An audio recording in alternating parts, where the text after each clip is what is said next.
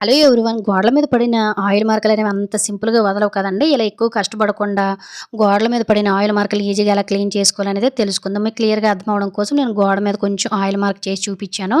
ఆ తర్వాత కొంచెం కాటన్ తీసుకొని ఎక్కడైతే ఆయిల్ పడిందో అక్కడ ఆయిల్ మొత్తం పోయినంత వరకు కొంచెం కాటన్‌తో క్లీన్ చేసేసుకోండి. ఆ తర్వాత కొంచెం క్లాత్‌లో గానీ, లేదంటే టిష్యూ పేపర్‌లో గానీ కొంచెం మనం ఫేస్‌కి రాసుకునే పౌడర్ గానీ, లేదంటే నార్మల్‌గా ఇంట్లో పిండిలనేవి ఉంటాయి కదండీ! గోధుమ పిండి, వరిపిండి ఏదైనా మీ ఇష్టమే.